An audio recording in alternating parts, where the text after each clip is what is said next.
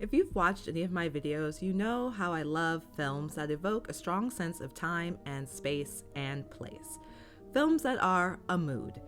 And ones that take place in autumn and lean heavy into the melancholy and the grayness and give off browns and oranges and reds of the season are some of my absolute favorites. And bonus points if that film was made in the 1970s. I've already done a video on Nicholas Roeg's 1974 supernatural fall mood masterpiece, Don't Look Now, and I'll link that in the description below. But another one of those films is 1971's Let's Scare Jessica to Death. You can be forgiven if you've never heard of it. Made on a shoestring budget of $250,000 and shot over 26 days in Connecticut in the fall of 1970, Let's Scare Jessica to Death is a slow burn psychological drama with a horror current running just underneath the surface. The movie's plot centers around Jessica, a young woman recently discharged from a sanatorium, whose husband, Duncan, moves her from New York City to a rambling old farmhouse in the Connecticut countryside for a fresh start. When the couple, along with family friend Woody, arrive at the new home, they find it's already occupied by Emily, a seemingly harmless hippie who apparently has been squatting in the empty house. In a gesture of goodwill, and because she says she doesn't know where she's going to go, the trio invite Emily to stay. Look, why don't you stay and have dinner with us and spend the night? Later, Emily suggests a seance. Let's have a seance.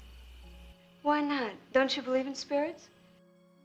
Yes, because, this house isn't spooky enough without summoning the spirits of the dead to visit. And it's Jessica's enthusiasm to commune with the dead that unsettles the viewer just as much as the ghostly whispers she begins to hear. I'm calling on all the spirits of everyone who's ever died in this house. I'm calling on all the spirits of everyone who's ever died in this house. Give us a sign. After the seance, Jessica is plagued by ghostly voices and a series of terrifying encounters. It's blood, Jessica. It's blood. And it's blood. Or is she? Because while we don't know the exact nature of the mental ailment Jessica suffers from, we do know that her husband and Woody are worried about her sanity. Don't worry, the farm will be great for her. And we hear Jessica's thoughts, in which she herself struggles to maintain a grip on reality. Don't tell them. They won't believe you. We don't know either what's real and what's not. The ghostly voices, the body in the lake, the girl on the cliff. Can it all be real? Or is it all in her mind? The idea for the film was originally conceived as a comedy about hippies and a lake monster, written by Lee Klockheim, and commissioned by Charles B. Moss, the owner of a chain of theaters who wanted to make a break into filmmaking. The story eventually evolved from comedy to horror, and Moss gave director and now co-writer Charles Hancock free rein with the stipulation that the script must include a seance, check, and a woman in white, check.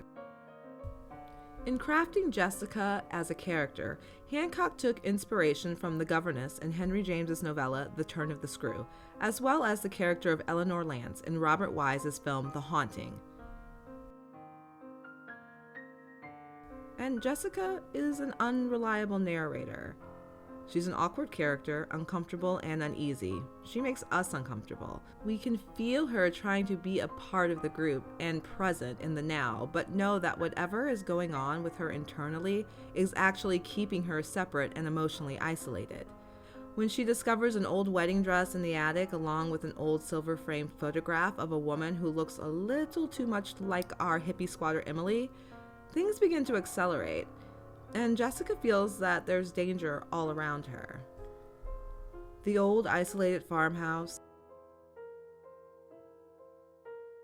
the out-of-the-way antique shop, the lonely canopied roads. These locations in the movie are authentic, moody, and atmospheric, but they're not created or designed for the film, but rather found for the film. And the unwelcoming town, absent of young people, The forgotten antiques with the dark secret in the attic, the colonial graveyards, all of these combine to create an unsettling mood, which is punctuated by the outstanding performance of Zohra Lampert as Jessica. She seems like she's walking on the edge of a cliff and about to go over at any minute, and we feel that. We feel her tension, her anxiety, and her unease. And when she does go over the edge, we don't know if it's because of what she's seeing is real or if it's all in her mind, and neither does she. Critics at the time of the film's release liked the visuals and performances, but criticized its ambiguity, an aspect of the film that is more appreciated by today's audiences. The Los Angeles Times called it an intriguing, realistic, psychological drama, but had problems with the film's supernatural elements. Interestingly, the Twilight Zone creator Rod Serling recommended the film when he spoke on college campuses.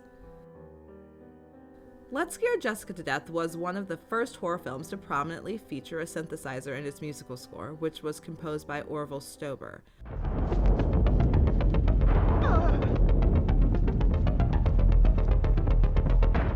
Later on, synth scores would become hallmarks of the horror genre. And while this film has nothing on 70s slasher thrills and scares, it unveils its horror slowly and through quiet whispers and flashes seen in the corner of the eye. The terror is in its ambiguity. Is the danger an outside menace, or is it coming from within? Jessica. And as the October leaves fall from the flaming New England trees, that's a question we may never answer. There are 8 million stories in the cinema cities. This has been one.